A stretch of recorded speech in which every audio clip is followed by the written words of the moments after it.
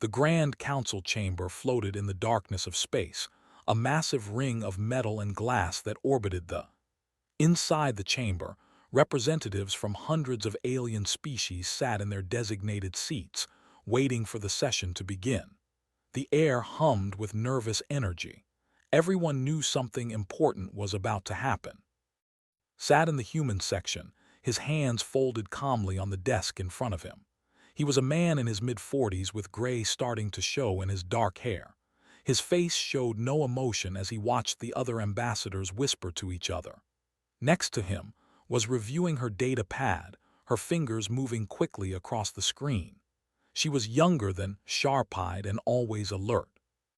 "They're going to do it today," whispered to without looking up from her pad. "I know," replied quietly. His voice was steady, almost bored. At the center of the chamber, a platform rose from the floor. Standing on it was Empress Aura, the supreme ruler of the empire. She was tall, nearly 3 meters high, with purple skin that shimmered under the chamber lights. Her 4 arms were spread wide in a gesture of dominance.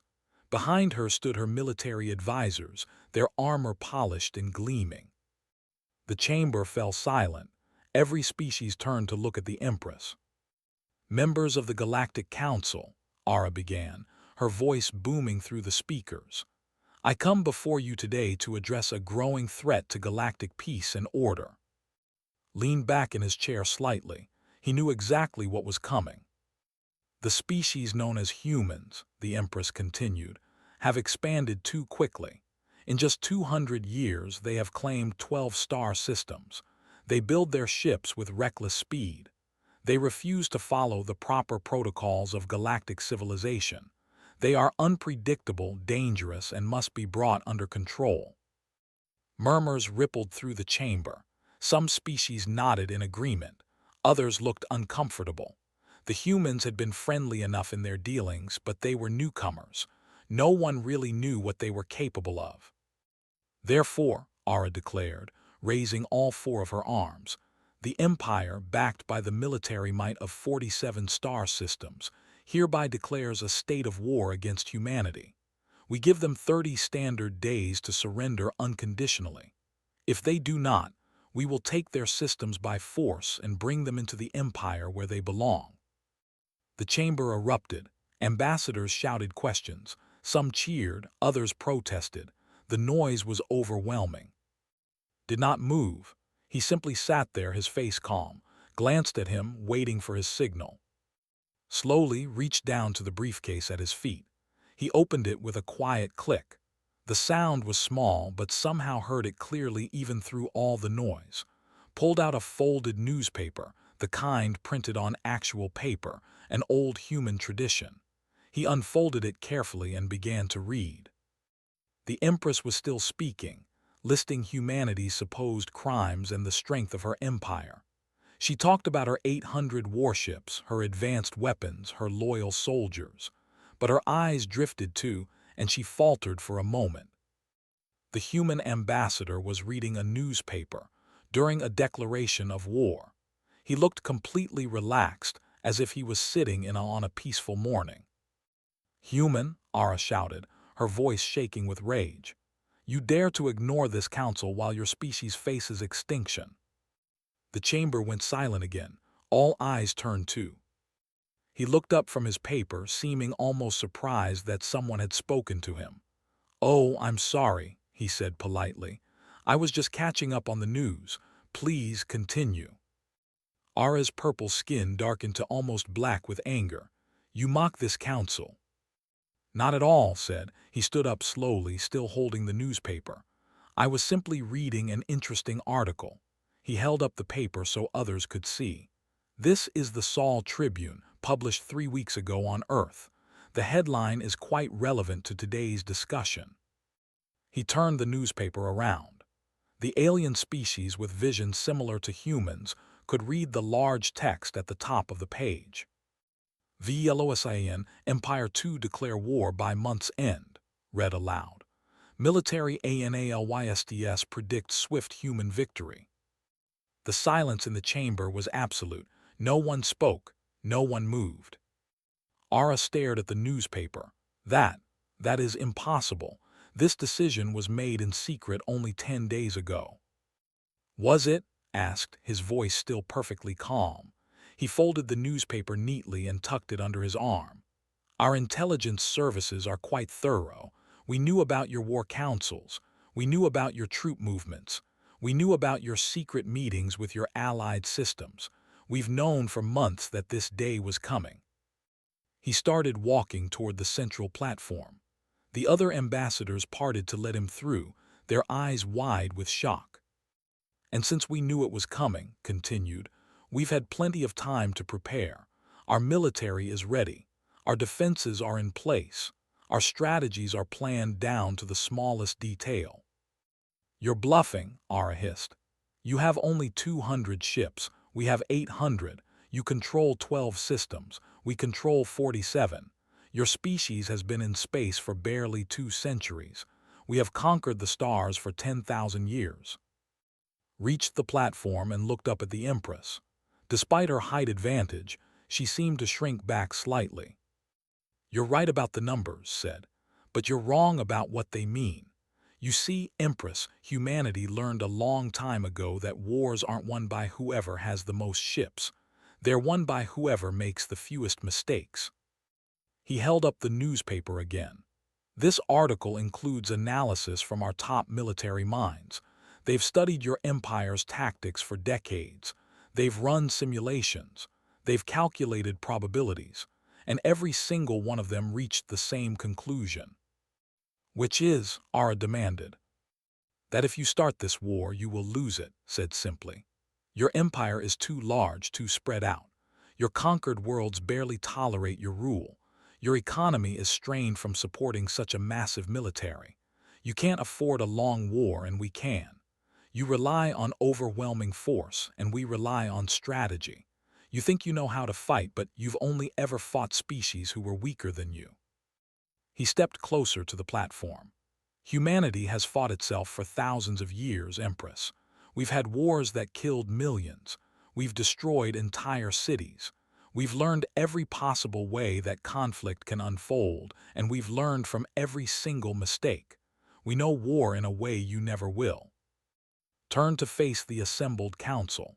So here's my counteroffer. The Empire has 30 days to withdraw this declaration and agree to peaceful coexistence. If you don't, we'll show you exactly why our analysts predict a swift human victory. He started walking back to his seat. Behind him, Ara was shaking with fury. You will regret this, human, she snarled. When your worlds burn, you will beg for mercy. Sat down and picked up his briefcase. Maybe, he said, looking at her one last time, but I doubt it. The chamber erupted in chaos again. Ambassadors shouted questions. Some demanded that humanity be punished for insolence. Others quietly wondered if perhaps the humans knew something that didn't. Leaned over too. That went well, she said dryly. Better than expected, agreed. He pulled out another newspaper from his briefcase, this one from yesterday. Now we wait and see if they're smart enough to back down. They won't be, said. I know, replied, but at least we gave them the chance. He opened the new newspaper and began to read. The headline said, Fleet Admiral confirms all defense forces at maximum readiness. The war was coming, but humanity would be ready. Admiral stood in the command center on Mars, watching the display screens that covered the walls. Each screen showed a different human star system. Ships moved in organized patterns, defensive platforms powered up, and colonies prepared for the worst. He was a tall man with broad shoulders and a face that had seen many years of military service. His hair was completely gray, but his eyes were sharp and alert. Status report, he said calmly. A young officer turned from her console. All fleets are in position, Admiral. Earth defense grid is at 100%. Mars orbital platforms are armed and ready. Colony worlds have completed evacuations of non-essential personnel. Good, said. He had been planning for this day for 5 years. Every simulation, every training exercise, every strategy session had led to this moment. Behind him, a door opened. Doctor walked in, carrying a data pad. She was a short woman with glasses and tired eyes from too many late nights in the laboratory, but there was excitement in her expression. "Admiral," she said, "I wanted to give you the final update on Project Oracle." Turned to face her. "Is it ready?" "More than ready," said, smiling. "The combat AI has exceeded all our expectations. In the last simulation, it predicted enemy movements with 97% accuracy. It can calculate firing solutions faster than any biological crew. It can manage multiple ships simultaneously. This is going to change everything." "Show me," said. Activated her data pad, and a holographic display appeared in the center of the room. It showed a space battle playing out in fast forward.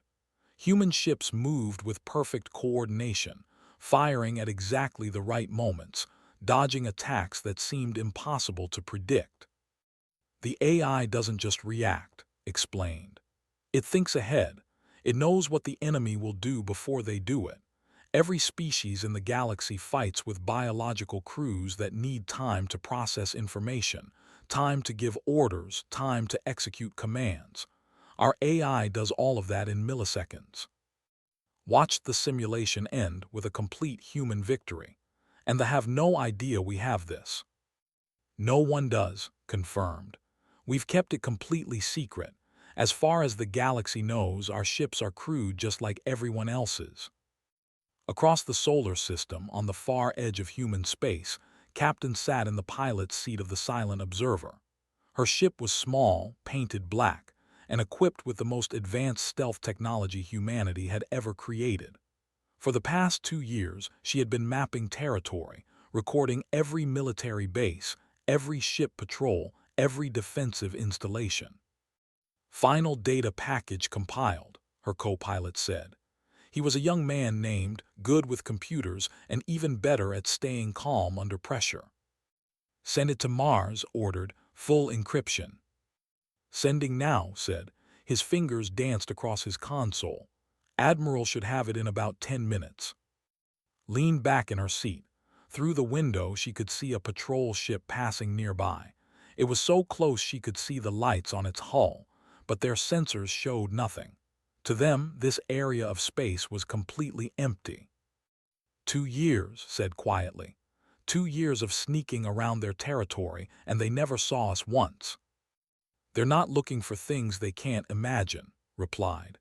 "Their stealth technology is generations behind ours. They don't believe anyone could hide this well." "That's their first mistake," said. On the command ship Eternal Dominion, Fleet Commander X reviewed the invasion plans. He was confident, almost arrogant. The humans had only been in space for 200 years. They were children playing at war. His empire had crushed hundreds of species. This would be no different. "The target is new," he told his officers. "A human colony in the outer territories, population of 2 million, light defenses. We'll strike there first, show them what happens when they defy the Empire." His officers nodded. They had 800 ships. The humans had only 200. The math was simple. "When do we attack?" one officer asked. "In 25 days, X said. "We give them the time they requested, then we strike. It will be over quickly." What X didn't know was that human intelligence had already intercepted his communications. They knew the target. They knew the timing. They knew everything.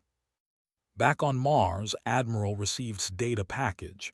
He opened it and studied the information carefully.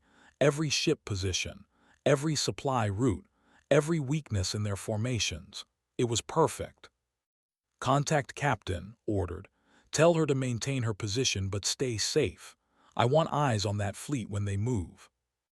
"Yes, sir," an officer replied. Turned to his chief strategist, a woman named Lieutenant. She was studying the battle plans that intelligence had provided. "They're going for new," she said, "just like we predicted."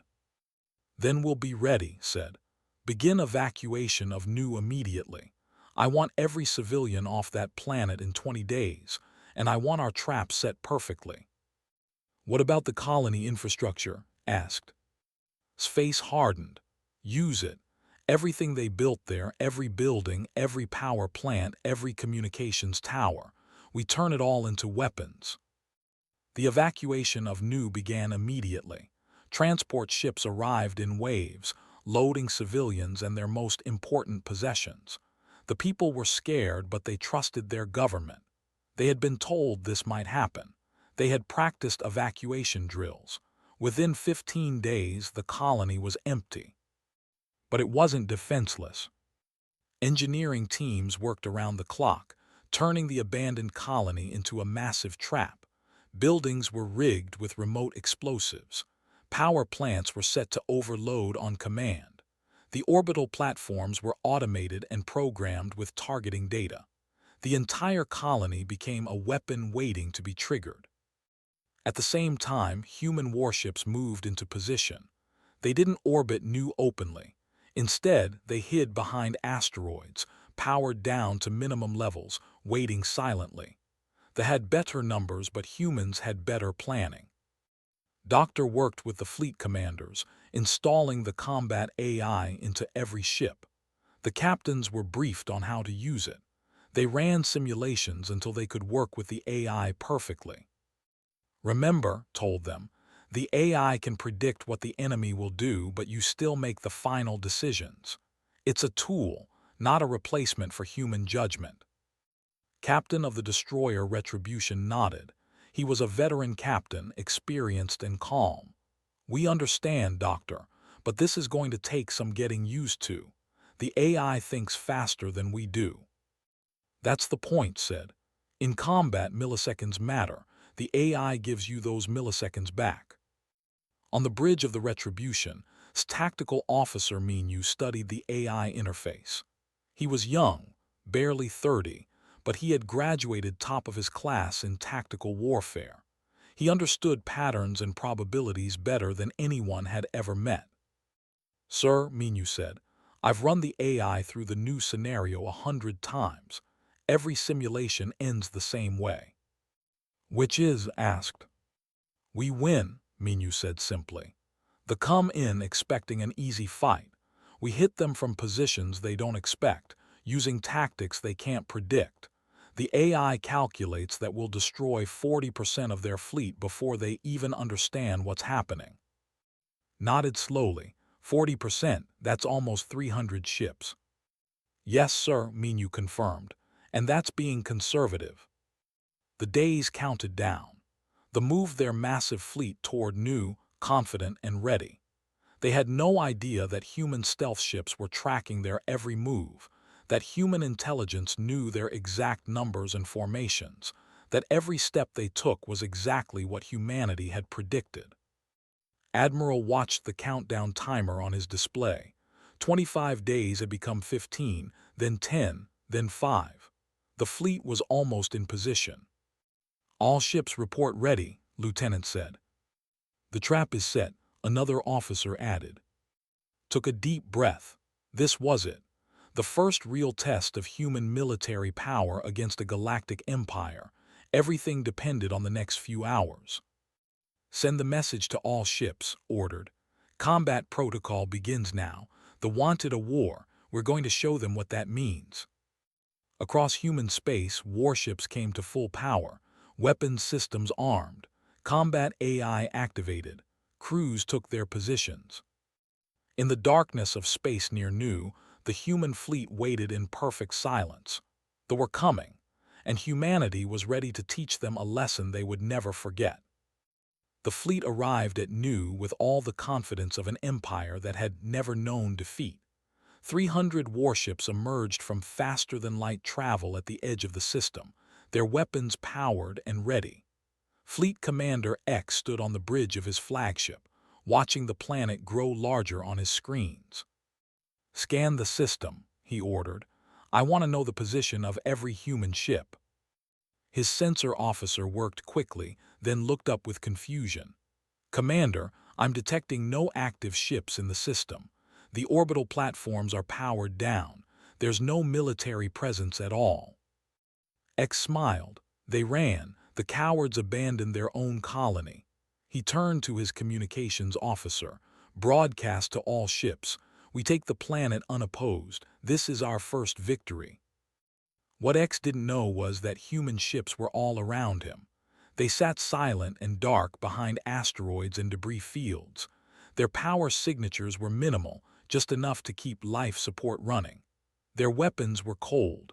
To sensors, they looked like nothing more than rocks floating in space. On the bridge of the Retribution, Captain watched the fleet spread out. They were moving into the system in a standard formation, confident and careless, exactly as predicted. "AI analysis," said quietly to Minu. The tactical officer checked his screens. The AI confirms they're following pattern Theta 7, just like in the simulations. They'll reach optimal engagement range in 12 minutes. "All ships are in position?" asked. "All ships confirm ready, sir," Minu replied, "waiting for your signal." Watched the move deeper into the trap. He felt a cold calm settle over him. This was what he had trained for. This was what humanity had prepared for. "Admiral sends his regards," came a message from Mars. "You have authorization to engage when ready." Nodded. "Signal all ships. On my mark we power up and open fire. No warnings, no mercy. These are our worlds and they came here uninvited." The fleet moved closer to Nu. They were scanning the abandoned colony now, probably wondering why it was so quiet. Some of their ships were already moving into orbit, preparing to send down occupation forces. Mark said calmly. Across the new system, human warships came to life. Power signatures blazed bright as reactors went to full capacity.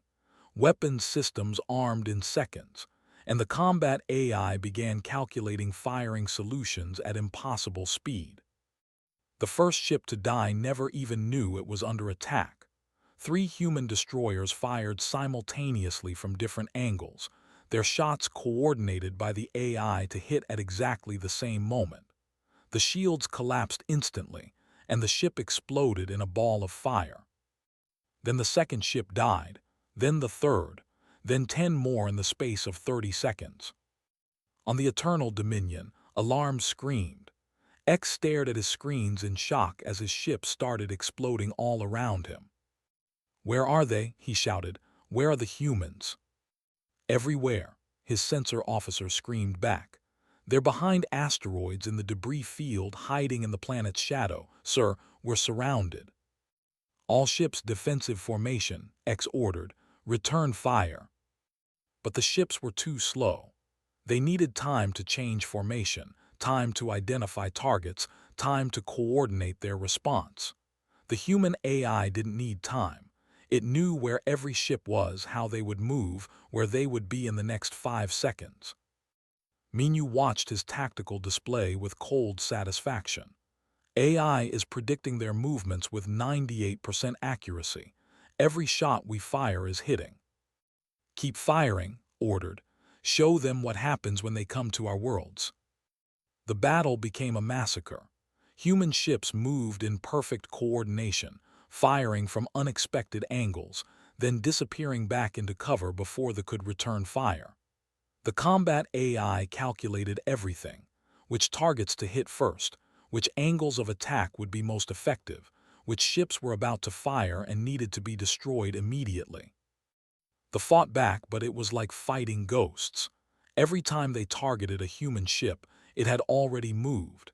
Every time they tried to coordinate a counterattack, the humans hit them from a different direction. Their numbers meant nothing when they couldn't land a hit.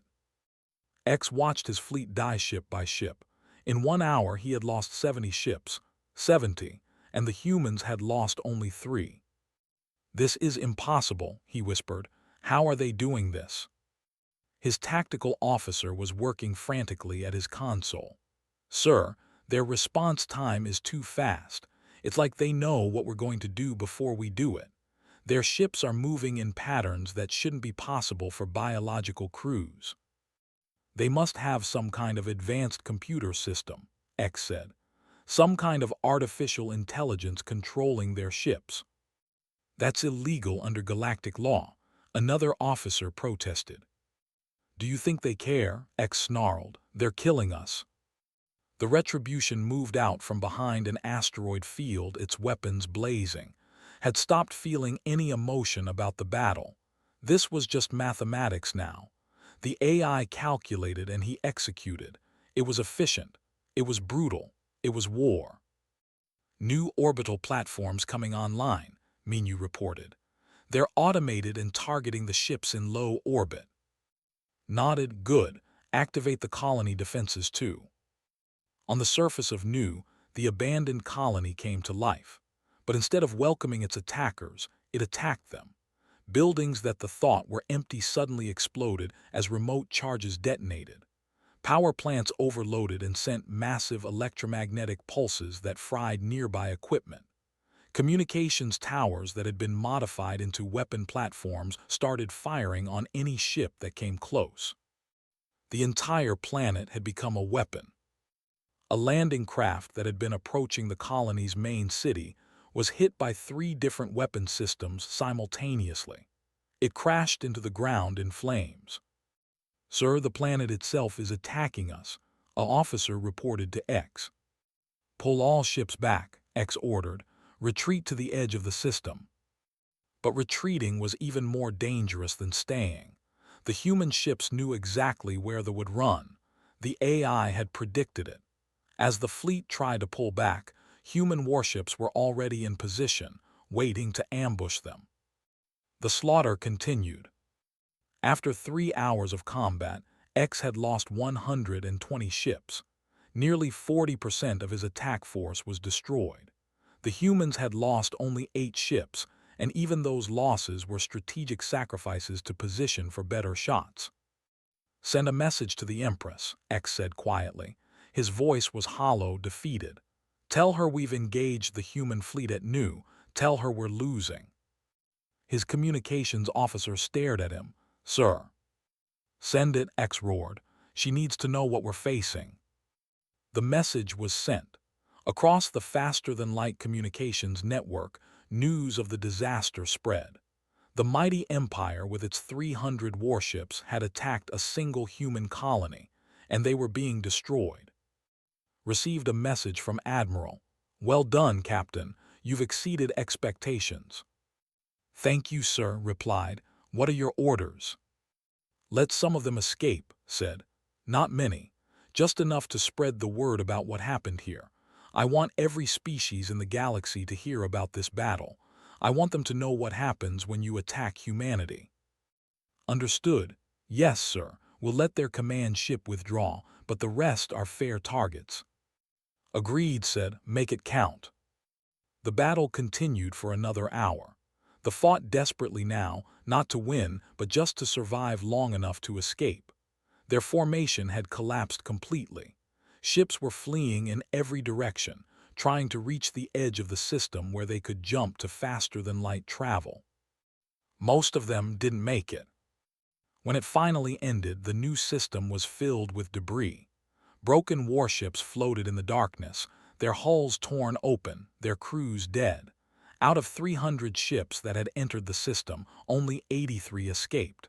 The rest were destroyed. The human fleet had lost 12 ships total. Stood on his bridge looking at the destruction. He felt tired.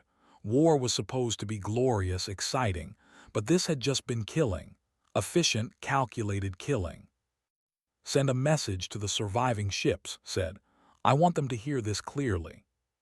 His communications officer nodded. Channel open, sir. Spoke slowly and clearly. This is Captain of the Human Defense Force. You came to our home. You came to conquer a peaceful colony. You thought we would be easy prey. Now you know the truth. This is what happens when you threaten humanity. Run back to your Empress. Tell her what you saw here. Tell her this was just one colony, one small piece of human space. Tell her that if she continues this war, this will happen to every fleet she sends. We will defend every meter of our territory with everything we have. This is your only warning. The message was broadcast across all frequencies. Every surviving ship heard it. And more importantly, every intelligence service in the galaxy that was monitoring the battle heard it too. Within hours, the news spread across the stars. The human species, newcomers to galactic society, had just destroyed a major fleet.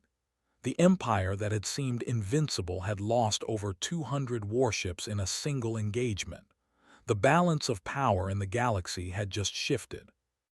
On Earth, in the halls of government, officials watched the reports come in. Some were relieved, some were excited, but the smart ones were worried. They knew this was just the beginning. They wouldn't give up after one defeat. They would come back with everything they had. The real war was just starting. The news of the new disaster reached Empress Ara 3 days after the battle. She sat on her throne, her purple skin darkening to almost black with rage as she read the report. 217 ships destroyed, thousands of her soldiers dead, and the humans had barely lost anything. "This is unacceptable," she hissed to her advisors. "How did this happen?" "The humans have some kind of advanced tactical system," one advisor explained nervously. "Our survivors report that their ships moved with perfect coordination, that they seemed to predict every move our fleet made." "Then we overwhelm them," Ara decided. "We send everything, all 800 ships. We crush them completely. No more small attacks. No more testing their defenses. We end this now." Her advisors shifted uncomfortably. One of them, braver than the rest, spoke up. "Empress, if we commit our entire fleet, it will leave our core worlds vulnerable. The conquered species might see it as an opportunity to rebel." "Then we will crush any rebellions when we return," Ara said coldly. "But the humans must be destroyed. They have humiliated the Empire. They must pay." The order went out. The full might of the Empire would march against humanity. But while they prepared their massive assault, humanity was playing a different game entirely. Ambassador sat in a secure conference room on Earth, speaking with representatives from other galactic species. These weren't official meetings. These were quiet conversations, private discussions that wouldn't appear in any records. The representative across from him was from the species, a race of peaceful traders who had been conquered by the 50 years ago. Her name was Ambassador Cora, and she looked nervous. "You understand the risk I'm taking just being here," Cora said quietly. "I do," replied, "and I appreciate your courage. Tell me, Ambassador, how does your species feel about rule?" Cora was silent for a moment. Then she said, "We hate it. They took our freedom, they tax our trade, they station their soldiers on our worlds. But what can we do? They're too strong." "Are they?" asked. He slid a data pad across the table. "This contains detailed analysis of the Battle of Nu. As you can see, they lost over 200 ships to a much smaller human force. Their tactics are outdated. Their technology is inferior. Their empire is built on fear and numbers, not actual strength." Cora studied the data, her eyes widening. "If this is true—" "It's all," assured her. "We're sending this information to every species under rule. We want you to know the truth. The Empire isn't invincible, and we're proving it." Similar conversations were happening all across the galaxy. Human diplomats met quietly with representatives from conquered species, showing them the battle reports, explaining humanity's defensive strategy, offering hope that the Empire could be resisted. Meanwhile, in space, Lieutenant was conducting a very different kind of operation. Was a special forces operative, trained in sabotage and covert operations. But his mission wasn't to destroy military targets. It was something far more dangerous to the Empire. He sat in a small apartment on a civilian world, working at a computer terminal. His fingers moved quickly across the keyboard, bypassing security systems and accessing the planet's communication networks. "Almost there," he muttered to himself. "Just a few more seconds." The screen flashed green. He was in. Uploaded a data package to the network. Within minutes, it would spread across the entire planet. Within hours, it would reach every civilian world in the Empire. The package contained videos from the Battle of Nu. It showed ships being destroyed. It showed the bodies of dead soldiers. It showed the reality of the war that their empress had started. But more importantly, it contained information about casualties. Real numbers, not the propaganda the empire was spreading. It showed that thousands of citizens had died in a war that the government claimed they were winning easily. Closed his computer and stood up. His job was done. By tomorrow, millions of civilians would know the truth about the war, and they wouldn't be happy about it. Back on Mars, Admiral was coordinating humanity's overall strategy. They were gathering their full fleet, just as predicted. Intelligence reported 800 ships massing at the edge of space, preparing for a final assault. "They're going to throw everything at us," Lieutenant said, studying the tactical displays. "This will be the real test." "I know," replied, "but we're not going to fight them head-on. That's what they expect." He pointed to the star map. "We let them come. We fight a defensive war. Every battle is on our terms in our territory with our traps already prepared. They have to attack across vast distances while we defend from prepared positions. Time and logistics are on our side." The intelligence officer entered the command center with a new report. She was a quiet woman who rarely spoke unless she had something important to say. "Admiral, we've successfully infiltrated civilian communications across 17 worlds. The truth about their casualties is spreading. We're also seeing increased activity on their secure military channels. They're worried about civil unrest." "Good," said. "Keep the pressure on. I want every civilian to question why they're dying for this war." The weeks passed.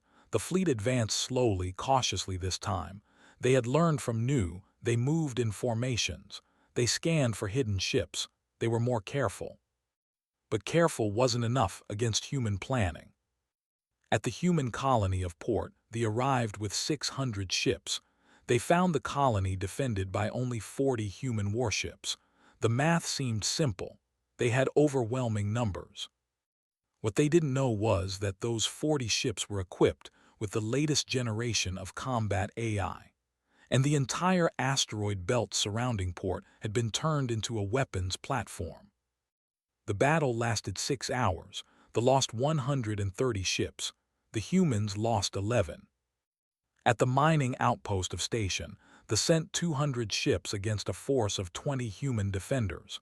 They lost 80 ships before retreating. The humans lost 4. Every battle followed the same pattern. They had numbers, but humans had strategy, technology, and the advantage of fighting on home ground. More importantly, humans didn't need to win every battle. They just needed to make each battle cost the more than they could afford. And the costs were adding up. 3 months into the war, the Empire had lost over 400 warships. They had captured 0 human systems. They had killed thousands of their own soldiers, and their economy was starting to crack under the strain. Wars cost money. Building ships costs money. Training soldiers costs money. And they had been spending freely, confident that they would win quickly and recover their losses from conquered human worlds. But they hadn't conquered anything, and the money kept flowing out. On civilian worlds, food prices were rising. Taxes were increasing. Young people were being drafted into military service to replace the dead. And thanks to Lieutenant's information warfare, everyone knew it was all for a war they were losing. Protests began. Small at first, just a few dozen people gathering in public squares, then hundreds, then thousands. The government cracked down, arresting protesters, censoring communications, but that only made people angrier. On the conquered worlds, the species under rule saw their opportunity. The Empire's military was focused on humanity. Their occupation forces were stretched thin. Rebellions broke out on 7 different worlds simultaneously. The Empire that had seemed so strong 3 months ago was starting to fracture. Ambassador watched the reports from his office on Earth. Everything was going according to plan. Not the plan the thought humanity had, but the real plan. Entered his office, carrying her ever-present data pad. "The latest intelligence from space," she said. "Civil unrest is spreading faster than their government can contain it. 3 of their subject species have declared independence. The Empire is deploying ships to put down rebellions instead of fighting us." "Perfect," said. "How many ships do they have left that are actually combat-ready?" "Less than 300, replied. "And most of those are needed to maintain control of their own territory." Nodded slowly. "We've broken their military strength. We've exposed their weakness to the galaxy.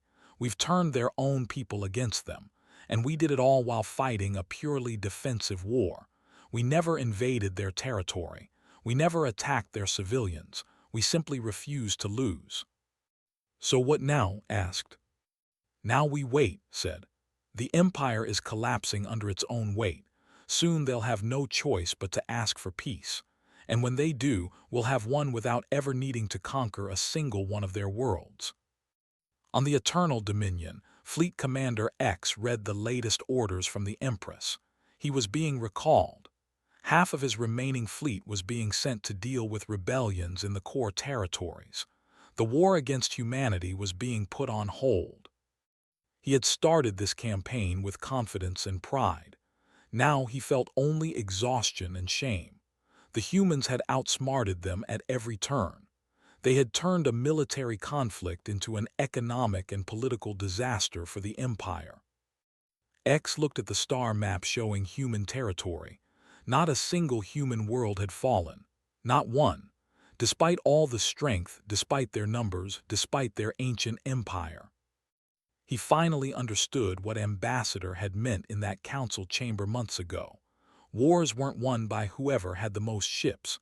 They were won by whoever made the fewest mistakes. And the had made nothing but mistakes. The Grand Council chamber looked exactly as it had 6 months ago when Empress Aura had declared war. The same ring of metal and glass, the same seats for hundreds of species, the same platform at the center. But everything else had changed. Empress Aura stood on the platform again, but this time she was not confident and commanding. Her purple skin looked faded, almost gray. Her 4 arms hung at her sides instead of raised in triumph. She looked like what she was, the leader of a failing empire. The chamber was packed. Every species wanted to witness this moment. The humans sat in their section and in their usual seats. Wore the same calm expression he always did, was taking notes on her data pad. "Members of the Galactic Council," Aura began, her voice lacking its former strength. "I come before you today to announce that the Empire is formally requesting a cessation of hostilities with humanity." The chamber erupted in noise, though it wasn't the shocked outcry of 6 months ago. This time it was a mixture of satisfaction, surprise, and for some species, barely concealed joy. The mighty Empire was admitting defeat. Aura raised one hand for silence. "The war has proven costly for both sides. In the interest of galactic peace, we propose an immediate ceasefire and negotiations for a permanent peace treaty." Stood up, every eye in the chamber turned to him. "The human government accepts the ceasefire," he said simply. "We will be happy to discuss peace terms." He sat back down. No drama, no gloating, just business. But from the species rose from her seat. She was an older diplomat, wise and respected by many in the council. "Before we proceed," she said, "I believe many of us would like to understand what happened. 6 months ago, the Empire declared war with overwhelming military superiority. Now they seek peace after losing that superiority. Ambassador, can you explain how humanity achieved this?" Stood again. He looked around the chamber, making eye contact with representatives from dozens of species. "Of course," he said, "though I think the better question is not how we won but why the lost." He walked to the center platform. Aura stepped aside, her face carefully neutral. 6 months ago, I sat in this very chamber and unfolded a newspaper," began. "The headline predicted this war and predicted our victory. Many of you thought it was a bluff or propaganda or some kind of trick." He pulled out a data pad. It wasn't. It was analysis. Deep, careful analysis of the empire, its military, its economy, its politics, and its weaknesses. Images appeared on the chamber's main display screens. Charts, graphs, tactical maps. Humanity spent decades studying every major power in the galaxy, continued. We're newcomers here. We don't have ancient empires or thousands of years of history in space. What we have is pattern recognition. We looked at the empire and we saw something familiar. What did you see? Asked. We saw an empire stretched too thin, replied. 47 star systems held together by force, not loyalty. An economy dependent on conquered worlds paying tribute. A military designed for overwhelming weaker opponents, not fighting equal or superior forces. And most importantly, we saw arrogance. He turned to face Ara directly. You believed your own propaganda, Empress. You believed that because you had more ships, you would win. You never considered that we might be better at using fewer ships more effectively. The combat AI, Ara said quietly, that was illegal. According to whose laws? Asked. The Galactic Council has guidelines against fully autonomous weapons. Our AI isn't autonomous. It assists human crews, but humans make every final decision. We followed the letter of galactic law while innovating within it. He turned back to address the full council. But the AI was just a tool. What really won this war was strategy. We knew we couldn't match numbers, so we didn't try. Instead, we fought defensively. Every battle was in our territory with our preparations on our terms. We made them come to us, stretching their supply lines, wearing down their forces battle by battle. More data appeared on the screens. Economic reports, casualty figures, logistics analyses. We also understood that modern wars aren't won just by military strength, said. They're won economically and politically. So while we fought defensive battles in space, we fought offensive campaigns in information and diplomacy. He gestured to the screens. We showed conquered species that the Empire could be beaten. We gave them hope and proof. 7 species have declared independence in the past 6 months. The Empire's economy collapsed under the strain of fighting a war while also trying to maintain control of rebelling colonies. Nodded slowly. You didn't just defeat their military, you defeated their entire system. Exactly, confirmed. The Empire was built on fear and superiority. We took away the fear by proving they could be beaten. We took away the superiority by beating them repeatedly. After that, the Empire had nothing left to hold itself together. But how did you know all this would happen? Another asked. How did you predict it so accurately? Smiled slightly. Because humans have been doing this to each other for thousands of years. We've had empires rise and fall on Earth. We've seen every kind of government, every kind of military strategy, every kind of economic system. We've fought wars with sticks and stones, with swords and shields, with guns and tanks, with nuclear weapons that nearly destroyed our entire species. He paused, letting that sink in. Every mistake they made in this war, humans made centuries or even ago. We learned from our own mistakes. We studied our own history. And when we saw them making the same errors we once made, we knew exactly how to exploit them. The chamber was completely silent. Every species was listening intently. You asked how we knew the war was coming, continued.